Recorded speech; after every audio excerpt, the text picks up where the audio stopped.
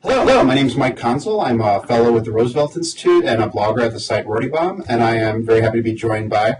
I'm Michael Grunwald. I'm a senior national correspondent for Time Magazine, and I am the author of The New Deal, The Hidden Story of Change in the Obama Era.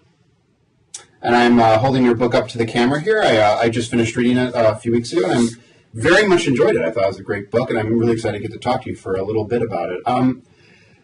There's been a lot written about the economy, and there's been a lot of books written about both, Obama's first year, about his economic priorities, about the bailouts.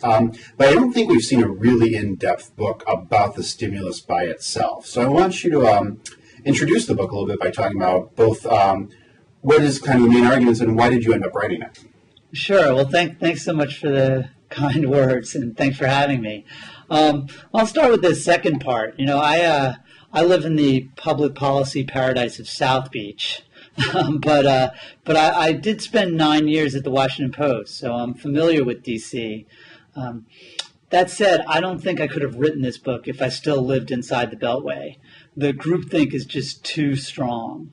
There's just the conventional wisdom that the Recovery Act was this $800 billion joke. Is just so powerful. You can't talk about the stimulus unironically. It just shows that you're not cool, that you're, if you're not rolling your eyes, you're not in on the joke. So I heard about this very differently. I write a lot about energy, and sort of stumbled into this notion that the Recovery Act had poured $90 billion into clean energy, which was just ridiculous because we had only been spending a couple $1 billion a year. Bill Clinton back in '99 had proposed this 5-year, $6 billion clean energy plan that everybody said was preposterously pie in the sky, and of course it went nowhere. And so here in his first month in office, Obama had gotten $90 billion before his aides even knew where the bathrooms were in the West Wing. It seemed like a typo. That got me kind of curious, and I sort of started poking around on Google, and I saw that the Recovery Act also included Race to the Top, which I knew was this groundbreaking education reform, but I had no idea it was part of the stimulus. You started looking around. It was high-speed rail. It was broadband. It was the largest infrastructure investment since Eisenhower, the largest middle-class tax cut since Reagan, the largest research investments ever, really laying the groundwork for Obamacare. It was just clearly a lot going on here, and this incredibly huge story hidden in plain view. The argument of the book is essentially that everything people think they know about the stimulus is wrong, and that the stimulus itself, it worked, and that it really was, it was really the purest distillation of what Obama meant by change you can believe in. And that really the story of the stimulus, which I follow kind of from its origins through the kind of chaotic legislative process that got it into law, and then the try to follow the money and see what actually happened to it. But that if you sort of understand the story of the stimulus, you understand the story of Obama and his administration. It's really a microcosm. You can understand the president, his policies, his approach to politics, his enemies, who are very intensely highlighted in this book, and really just kind of the way he's gotten these achievements, but had difficulty marketing them in the Washington Funhouse. So that's sort of basic argument, and I can talk a little bit more about the specifics if you like. Definitely, yeah. So this is another episode of Fireside Chats, and the Roosevelt Institute is annexed to the FDR Presidential Library. So we take the idea of thinking about a New Deal and whether or not Obama brought a New Deal and what that would mean, and we try to take those questions very seriously. And I think this book also does. And it's funny. Even before I read this book, I was very aware that the one thing that the stimulus almost unites all. It's like the one thing that is bipartisan in the sense that everyone has a criticism of it that is very fundamental. Right. And there's the criticism that it shouldn't have existed at all. Maybe we should have done the opposite of a stimulus and cut government budgets on the right, versus that it wasn't big enough. And then there's a parallel discussion on the left about should have been more short-term, or it should have been long-term, should have been multiple rounds, and so on and so forth. We'll talk about those criticisms in a little bit because I think there's more sophisticated versions of them I'd like to bounce off you. But I think there's been there's been very little intellectual combing and wrestling with what was actually in the bill itself. So why don't you take apart a little bit of the bill? Why don't you take apart the bill and tell us a little bit about what was in it, but then also talk about how it actually reflects the way President Obama approaches governance and liberalism in this 21st century. Sure. I mean, it's called the American Recovery and Reinvestment Act. And so the sort of primary goal was to try to start a recovery. In the fourth quarter of 2008, GDP had crashed nearly 9%. That's essentially depression territory. At that rate, we would have lost an entire Canadian economy in 2009. So the big thrust of the stimulus was Keynesian stimulus, to try to pour a lot of money into the economy quickly. And there you had nearly $200 billion in aid to states, where you essentially cut them checks so that they all have balanced budget requirements, and they were about to do massive layoffs of their teachers and cops and other public employees. They were about to slash their Medicaid services for the poor, and this was essentially anti-stimulus. You also had a lot of money for aid to victims of the Great Recession through extended unemployment benefits, through earned income tax credits, through expanded food stamps. Things like that, and that would end up directly preventing 7 million people from falling into poverty. You had tax cuts, $300 billion in tax cuts, which was actually exactly what Republicans had called for, including the making work pay tax cuts that went to 95% of American workers, sort of dribbled out through their paychecks so that less than 10% of the country actually noticed them. That's sort of another story. But, $250 checks to every senior citizen and disabled veteran. There was a lot of money essentially to just kind of get things rolling. And that really worked. We lost 800,000 jobs in January 2009, which was really the worst month of the entire Great Recession. And the stimulus passed in February, and in the next quarter, you had the greatest improvement in jobs in 30 years. Again, it improved from absolutely hideous to just bad. So the unemployment rate, which of course is a lagging indicator, continued to increase. But, by June, you really had, the recession was technically over, and you had really started that recovery. The second part of your question was about how this reflects Obama, and that's the reinvestment part. Because, after a financial collapse, recoveries are always long and ugly and painful. This isn't like a normal stimulus bill where you just try to kick a bunch of money in the first 6 months because you're worried that, if it takes a year, you're going to overheat the economy when it's already recovering. And nobody was too worried about overheating this economy. So the money could flow out over a few years. And Obama, the famous line is from Rahm Emanuel, who said, you never want to waste a crisis. And I think the feeling was, hey, if we're going to be spending hundreds of billions of dollars, why don't we spend it on the things that we said we were going to spend it on? And the sort of four pillars of his policy agenda that nobody really noticed during the campaign because they were interested in his race and his pastor and the ads comparing him to Paris Hilton, but they were energy, education, healthcare, and sort of restructuring the economy.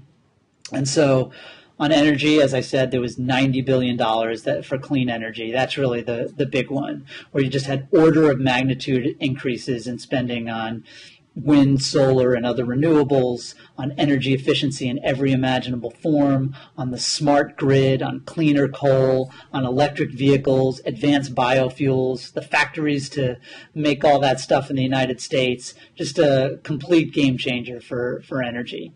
On education, you had Race to the Top. You also had these school improvement grants that are to really turn around failing schools. Again, plus in addition to all the money that was poured in to save teachers' jobs, probably about 400,000 teachers who would have lost their jobs without this. And then healthcare, you had $27 billion for health information technology that'll essentially drag our this pen and paper healthcare system we have where, if you go to the hospital on a weekend, they have no way of getting your file. Your doctor can kill you with his chicken scratch handwriting. By 2015, all Americans will have an electronic medical record. So it's really just, completely changing the way we do the medical system, which should reduce costs and improve care. And then finally, on the economy, as I mentioned, you had these massive investments in infrastructure, mostly resurfacing highways, but also these Tiger grants that are really the most innovative transportation grants we've had, high-speed rail, these Build America bonds that financed $180 billion worth of local infrastructure projects. They were like a stimulus hidden inside the stimulus. You had unprecedented investments in research, medical research, energy research, plus those middle-class tax cuts that are really trying to push towards a fairer system. Essentially, this was what Obama meant by change we can believe in. And some of the stuff that people said, oh, that's just campaign promises, it was his first month in office, and he went a long way towards keeping them. Yeah, your book's full of a lot of interesting stories that I follow stuff somewhat closely or pretty closely, and I know one story you had that was Larry Summers. His doctor wrote down his name wrong once, and he got diagnosed with having a heart condition or high blood pressure, and he was freaking out about it until he realized that they had written down the wrong name. Right, so I think it was Simmons instead of Summers. Right, and so made him this huge defender of electronic records. In addition to all the actual evidence that it's a really good idea, it was hitting people in different personal ways. And one thing your book really focuses on, especially compared to a lot of other narratives, is the energy innovation. And there, I think the conservative press has really done a full court press on Solyndra and the idea that the energy innovation under the stimulus was all kind of a boondoggle and all kind of insider trading, where I think you make a very compelling case that this is actually going to bridge us to the future. And we'll talk a little bit later about how the stimulus overlaps with other parts of the economy, particularly, your book talks a little bit about how a lot of this energy investment was, at least conceptually, should also work. It benefits from having a cap and trade system as well, though it's also a good investment by itself. As a former energy person, can you just tell us a little bit more about that energy and how people should think about that kind of investment that was made in the Obama? Sure. In fact, and since you mentioned health IT too, maybe I'll lead in a little bit by talking about how, one of the underlying ideas for particularly the change you can believe in stuff, is that this is to sort of transition us from this kind of crazy bubble economy where, right, everybody was just selling each other real estate, to a more sustainable, economy of the future, and trying to look at what, where the jobs are going to be. Health IT, which was an example of, an industry, it was something that was put in the stimulus that didn't even pretend to be stimulus. The money didn't even start going out until 2011.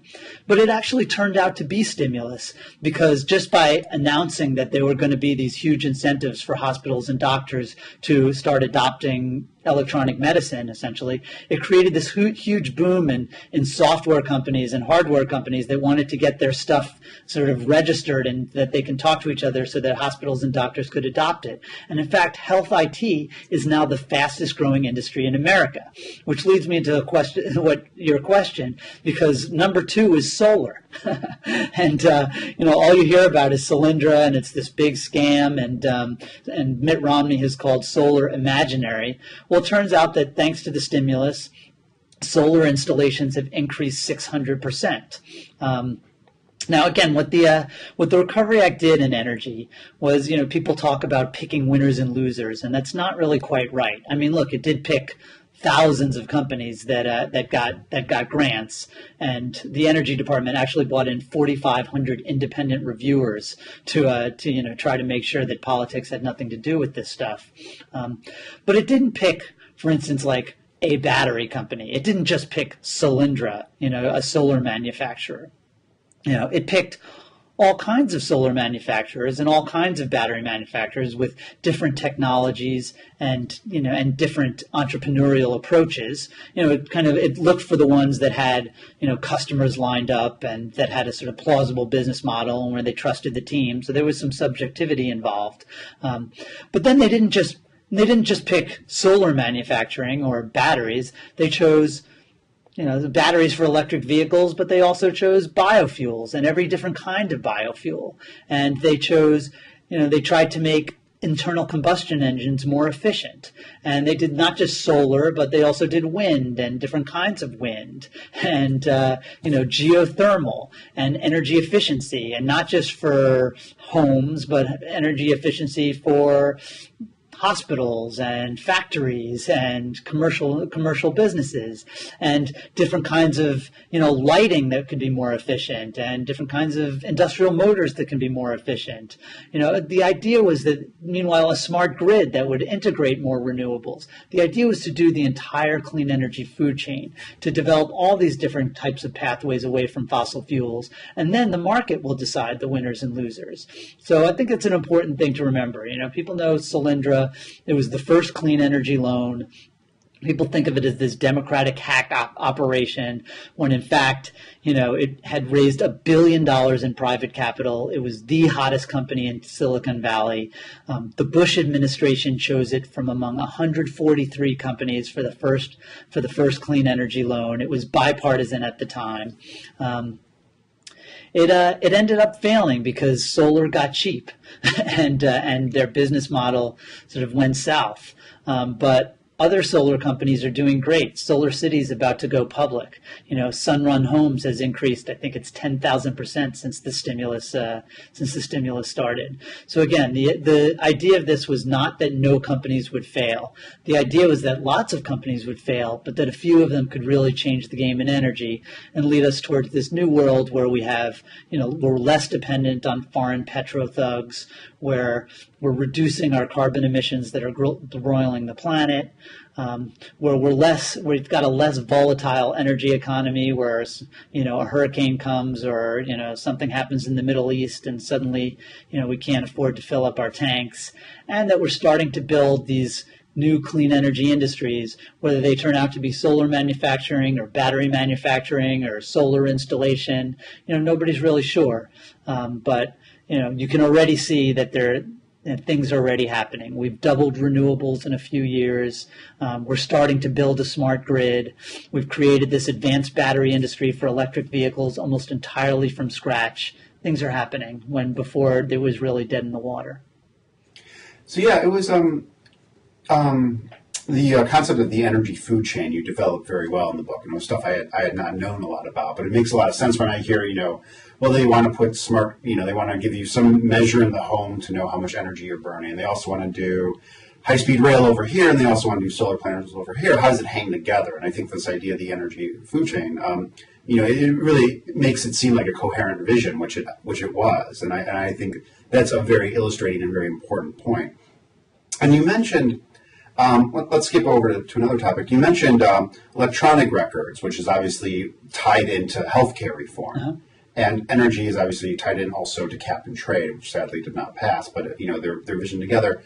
How much was the stimulus viewed as part of a broader base of what Obama wanted to accomplish in his first term? Let's put unemployment aside for a second. That's obviously an incredibly important part of the story.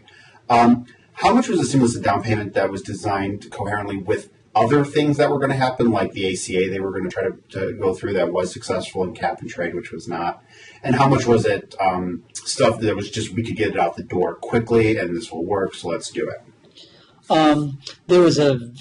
There was extreme consciousness of both elements. The idea was that with very few exceptions, and health IT was one of them, and high-speed rail was really the other one, there has to be at least a plausible stimulus hook for everything.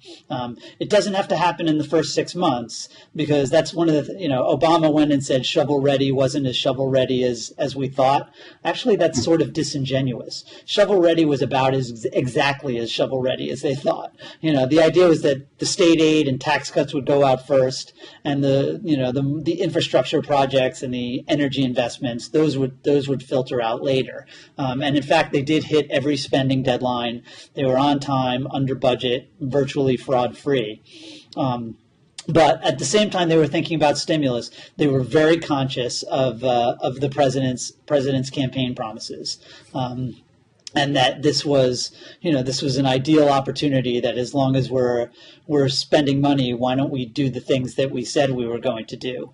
And health IT is absolutely the way Secretary Sebelius described it to me, was that it laid the foundation for healthcare reform.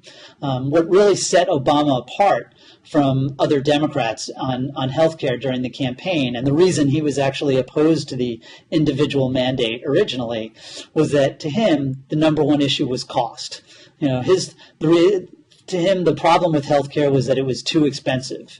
And the reason that we don't have universal healthcare is that people can't afford it. And that the way to fix that is not to give everybody a mandate so that they have to buy it, but it was to make it cheaper so that you want to buy it. And health IT is really a long-term way of reducing redundant tests. You don't have to go to 4 different doctors. They can all look at the same file at the same time. You're reducing these medical errors that end up killing 100,000 people a year, and you're just sort of really rationalizing medicine in the same way we've rationalized banking and dating and the rest of the world that's online. And so people were very clear that this was sort of laying the foundation for something larger. If I can wonk out for a second, Sure. Another healthcare innovation that they passed was there was $1 billion for comparative effectiveness research, which, I'm sure everybody's eyes are glazing over. But essentially it means sort of trying to figure out which treatments work. Or they're darting up which are because better. it's death panels. Because, to get a drug approved, you just have to show that it's sort of better than a placebo. And to get a medical device approved, you basically just have to show that it won't hurt you. There's no incentive for anybody to find out which are the actual best treatments, so that doctors and patients can sort of take advantage of that knowledge. This was by far, this is another sea change in investment that's going to really, particularly they're trying to aim this towards diabetes and heart disease and the kind of big ticket items where we spend so much of our healthcare dollars to trying to figure out, which, do stents work better than drugs? When do you need a stent? And there's also a lot of excitement about the way comparative effectiveness can work in conjunction with health IT, because then if you're a doctor, your iPad can tell you, oh, well, this is the situation. Well, here are some studies that show that X is the best treatment, and here are the best protocols. You don't have to do it, but here's more knowledge that can, that'll pop up right away. So again, I think the idea is that's laying the foundation for some of the legislative stuff that's happened later. There was absolutely a feeling with the energy stuff that the way Larry Summers described it was that all this clean energy money and the stimulus was sort of one blade of the scissors, and that cap and trade, sort of putting a price on carbon, would be the other blade. Of course, that hasn't quite panned out. Education, this was definitely seen as a down payment. The middle class tax cuts, they weren't permanent, but this would be a start. And the idea is that people would kind of like them, which they kind of have to the extent that they've noticed them. Infrastructure, high-speed rail, they ended up putting in about $10 billion, but it would take hundreds of billions of dollars to build a true national high-speed rail network. So again, this is sort of Obama planting his flag for change we can believe in. So I want to talk a little bit about criticisms of the bill, specifically from the left. I actually don't find the debate about whether or not the stimulus could be bigger, obviously it should have been bigger, and I don't think your book argues otherwise, but I think the argument that it could have been... I hope I put that to rest in the book. By interviewing everybody who was in the room, not just the Republicans who supported it, but half a dozen centrist Democrats in the Senate who said, absolutely no way we were going over $800 billion, period. I'm not going to flip through the book, but I think you even have people like Brian Dorgan, who's a pretty progressive senator, say, I was in the room and it's very difficult for me to imagine us getting anything more out the door. Like he said, that's representative government. Bills that don't pass the Senate don't make change. So but I think there's 4 general critiques that I think are fair and in play. And in order to start to prep them, let's do the first one, which I would say is, why didn't we have a WPA? President Roosevelt went out in 1 month and hired like 4 million people to be part of the WPA or the CCC, all these alphabet soup things. If the problem is that we have, let's say, 5 million people who are too many who are unemployed, that really puts us in the danger zone for the economy, why don't we just go and hire 5 million people to do whatever? Like, what are the barriers to like just that kind of direct job hiring?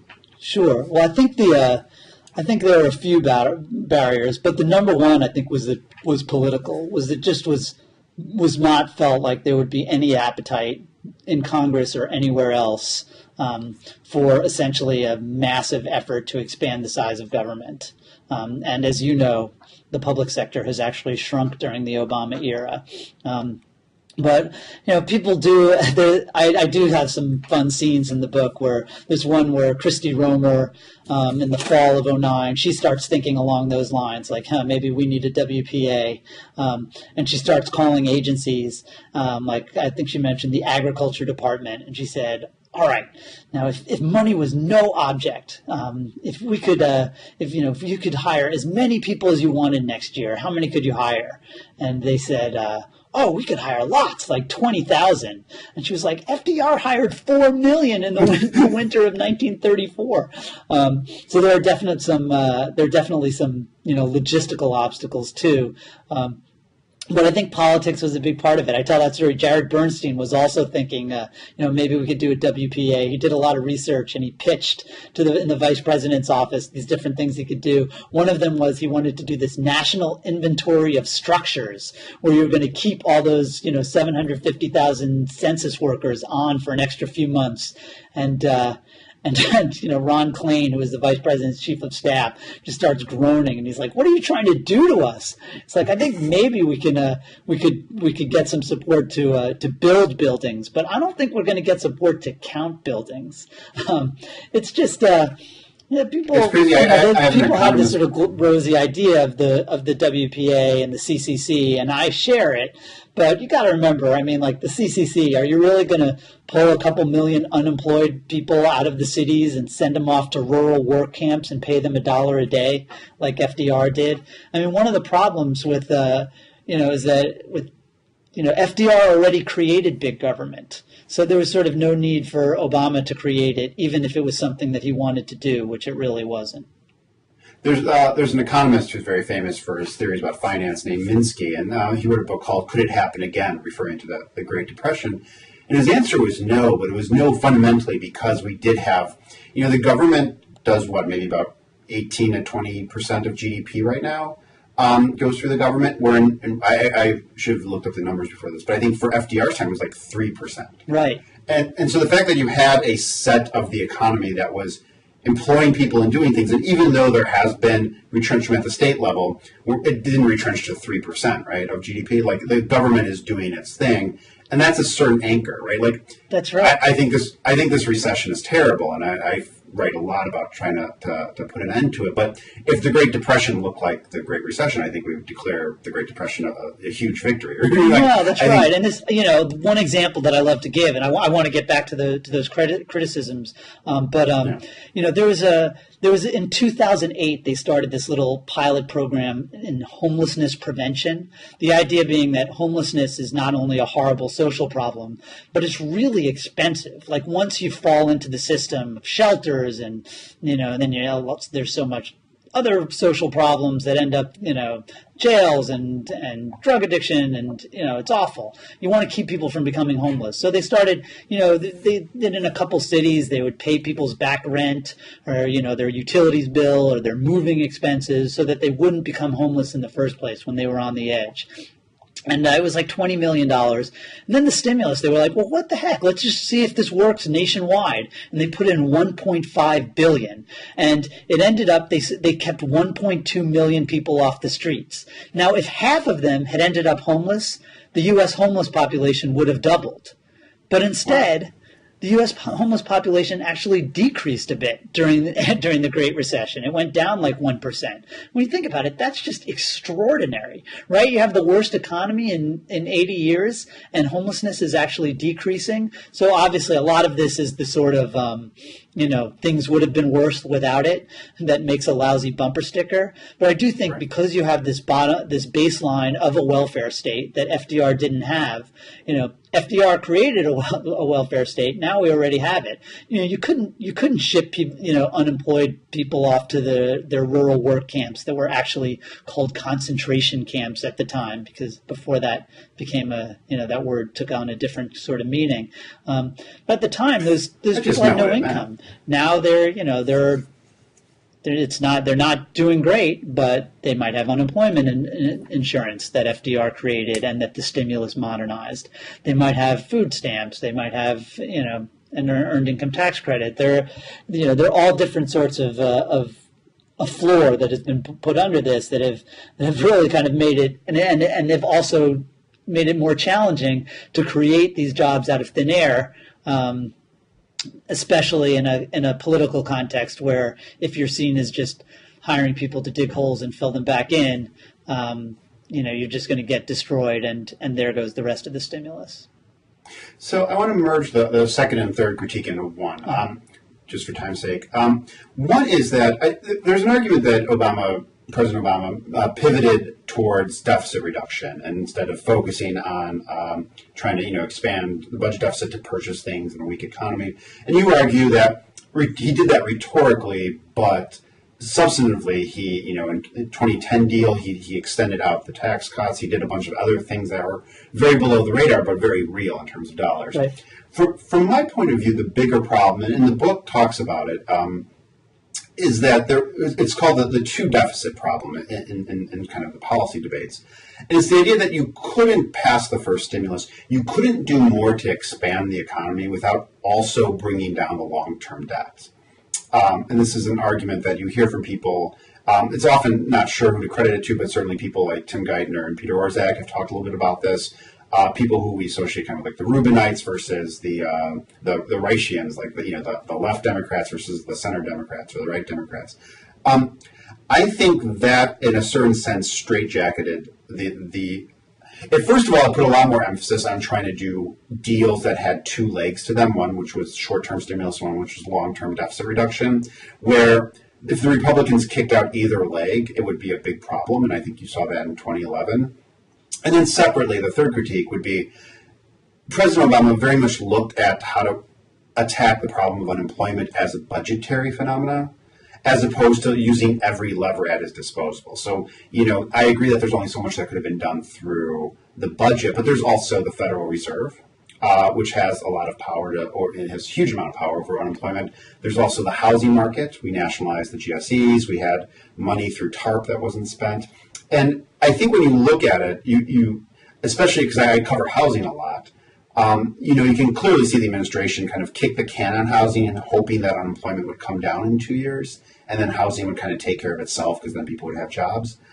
And you don't actually see, whereas opposed to someone like FDR, who was basically making monetary policy and had to recreate a financial system that had collapsed in the Great Depression and had to recreate a housing market. I think you see Obama look too much through the budget and also straitjacket himself in this issue of worrying about the bond market. And I'm curious what you think about that argument. Sure. Well, there's a bunch there. And again, that's another, Obama couldn't take us off the gold standard either, right? Because FDR did that too. Let me start with, because I do think that first point that about how Obama's rhetorical austerity, which I actually do find really irritating as well. When he starts talking about how government has to behave like a household or a business and tighten its belt like everybody else, even though he clearly doesn't believe that. And he did tell his economic team, look, I get the Keynesian thing, but it's not where the electric's at. But I think it's really important for people to understand that rhetorical austerity has not been followed up with any real austerity. We are not Spain and we are not Great Britain. Even when Republicans took over the House of Representatives, Obama has fought off any real austerity, and we've just sort of continued the status quo. And before Republicans took over, he really sort of, behind the scenes, under the radar, practically, I mean, you could say it was heroically, to pass these teachers' jobs bills and even, unemployment extensions, things that had always been motherhood and apple pie that Republicans were fighting tooth and nail. Even a small business tax cut, took him months to round up a couple votes. And so it was really hard. And he did add a lot of fiscal impetus to the economy. It is true that there was this internal debate going on with Geithner and Orszag, and sometimes even Larry Summers sort of invoking the bond vigilantes who were going to start a run on the dollar because of our fiscal irresponsibility. At one point, Christy Romer shouts out, she's like, I understand the markets were always about to crash any day because of these confidence problems, and the Treasury Secretary is sort of allowed to invoke the markets, I guess. But at one point, Christy Romer was like, I understand that we have to have a Treasury Secretary. I'm sick of having three. Right. But look, I think with the history of interest rates and inflation over the last few years have not provided a lot of juice for the bond vigilante argument. The bond markets, I have a section in the book where I describe how the sort of the people on the other side of the debate felt like they were basically arguing with this irrational worrywart named bond market who was going to flip out any second for no apparent reason, and certainly hasn't done so. I guess, again, I would sort of emphasize that at least when it comes to fiscal policy, the constraint was Congress and not Tim Geithner. That even, they did push, new tax credits for businesses that hire people, all particularly trying to push new state aid, which is very unpopular because, Congress doesn't like giving governors money so that governors can balance their budgets and then yell at Congress about its fiscal irresponsibility. I think the critique of the bond vigilantes is an important one, but I don't think the bond vigilantes have really been as influential as people think. It's really been the congressional inaction has been the limiting factor. And then finally, you raise a really important point about housing and the Fed. I wrote that the 2009 Person of the Year piece about Bernanke, and where I did sort of foreshadow that he was done, that he really was not interested in a lot more monetary stimulus. What I would say, as far as Obama is concerned. I would say one thing on Obama's behalf and one thing on Bernanke's behalf. Obama had, after what Bernanke did in 2008 and 2009, in early 2009, where he really kind of dragged this staid world of central banking into la-la land, doing stuff that nobody had ever dreamed of, lending money, just sort of blasting money into the economy like he was allergic to cash. I mean, it was really pretty extraordinary. And you wouldn't have said at that point, I don't want to reappoint Ben Bernanke because he's too timid, right? The other thing I would point out is that and also, on Bernanke's behalf, while I'm happy to be one of those people who think that that policy is too tight and they ought to fire up the presses. I'm also sympathetic to the notion that it wouldn't help all that much. You can give banks lots of money and they can put it in their reserves, but it's not going to force them to lend it. And I don't understand why they're charging interest on reserves. And I think they ought to be doing QE3 squared.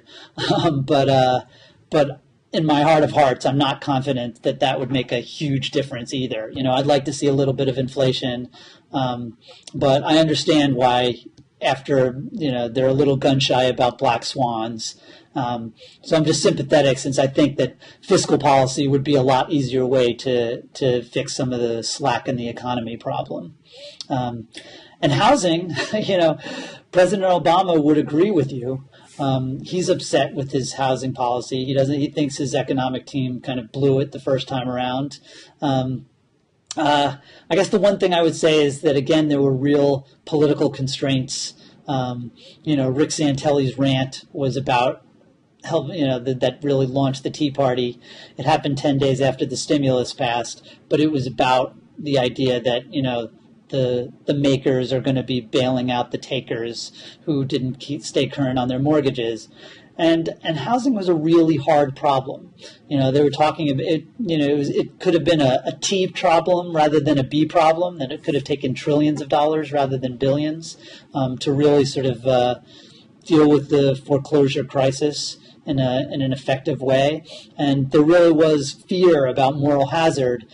This notion that if you start helping out homeowners that are underwater, that's an incentive for millions more homeowners to stop paying their mortgages. So without trying to defend what they did, I would just point out that it was hard. The real lesson of the entire, this entire mess is try not to have epic financial collapses in the first place because it's really hard to climb out from them. Right. Yeah. No, I mean, there's a low-hanging fruit solution on the fiscal side, right? The private market really wants to lend to us at a very cheap rate, and people need money. So, when it comes to housing, you do have to make some really hard calls because it involves imposing losses on certain people, and that's can get very ugly very quickly. And I'm sympathetic to some of the stuff you brought up. I do think that's a problem. Let's conclude. I know you have to get going, but there are people who say, and I'm not going to do the best version of this argument because I want to get to the answer very quickly, but the New Deal brought in a new, especially when you look back on it, and I don't think it was very conscious at the time, though there's a lot of speeches that point to this. The New Deal brought in kind of a new contract with government. It was going to involve a welfare state. It was going to involve full employment policies. It was going to involve this thing called a federal government that did things over the states. And people look at it as fundamentally a new kind of social reality, right? A new political reality. I think it's very early to tell if the combined efforts of the first term of the Obama administration and whatever happens in the second term, this is very open right now, will create that kind of reality. And on one hand, that's an academic argument, right? It doesn't take carbon out of the air, it doesn't employ people. But I am curious what you make of the idea of that if we have a kind of new social contract after what has just happened. In a way, again, FDR sort of created that contract so that Obama perhaps is filling it out with universal health care. But what I do think, look, the legacy of the New Deal, I think, like the New Deal, is essentially about change, right? And maybe the icons are different, where you had, the Grand Coulee Dam in the New Deal, and in this you had actually the largest dam removal project in American history to restore salmon flows on the Elwha River. Instead of Skyline Drive or Fort Knox, you have the world's largest wind farm and a half dozen of the world's largest solar farms. So it's a different kind of change. One thing, and this I think is clearly a failure of the stimulus, is that I think to the extent this was about changing people's perceptions, this was sort of a way of showing that the government could create positive change. A perfect example is, this is aside from all the actual policy changes in that we've talked about some.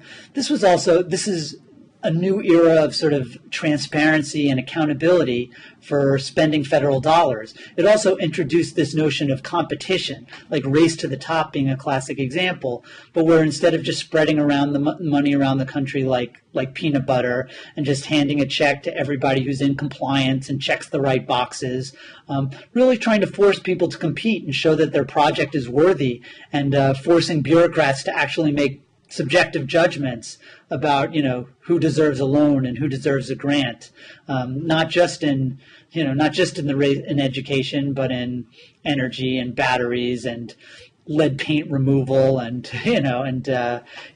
building the best fire stations.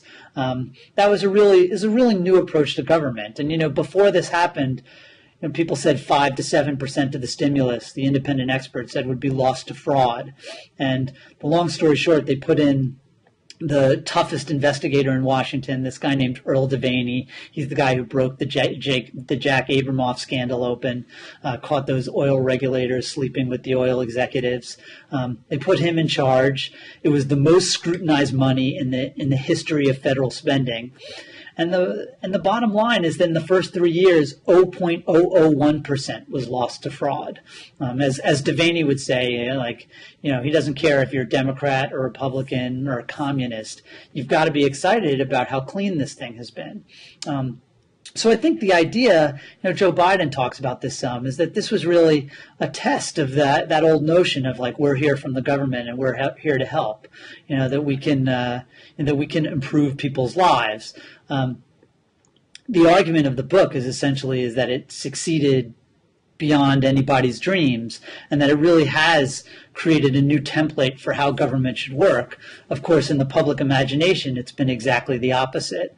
It's become this proof, the failed stimulus, right? Where, partly because of this Republican campaign of distortion that's been very clever and very dishonest, where they make you think that it's $800 billion worth of mob museums and levitating trains to Disneyland and all kinds of other nonsense that isn't even in the stimulus.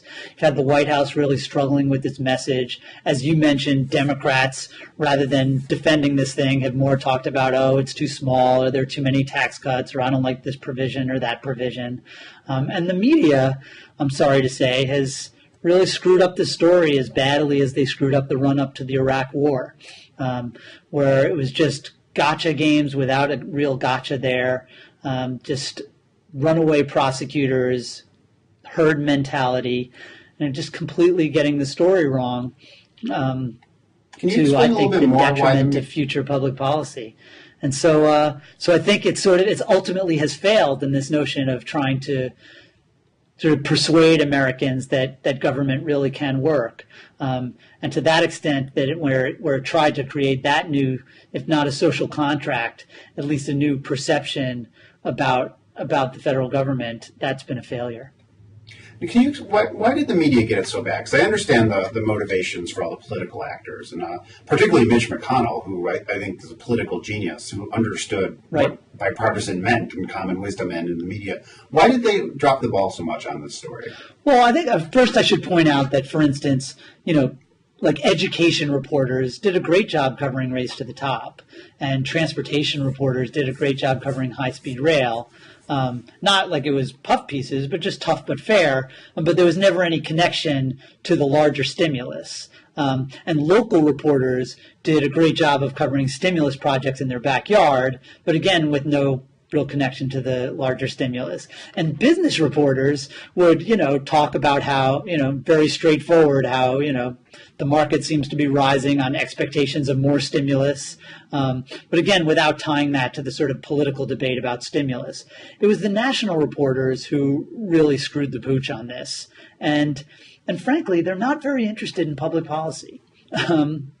They cover politics as a horse race, and it's he said, she said, and he said the stimulus sucks, and she said the stimulus sucks for different reasons. There was no real there was no real impetus for them to try to get to the bottom of what this thing was really doing, and no real interest in the actual on the ground effects of the stimulus. In Washington in particular, there's just this narrative that revolves around the president. And when the president is up, he can do no wrong. And when the president is down, he's an idiot, and everybody around him is fumbling and bumbling. And when unemployment is high and you've passed a jobs bill, you're an idiot. And so there's really no, nuance is not really their business. And once you've got, it really is just a pile on. Once you've established the stimulus as a joke, well, then every story about snowmaking machines in Duluth or phantom congressional districts, that all fuels the narrative, even though those particular stories were all bogus. All right. Well, thank you very much for taking the time to talk to me today. And once again, the book is The New Deal from Michael Grunwald. And I hope to talk to you again soon. Hey, I really enjoyed it, Mike. Thanks so much for having me.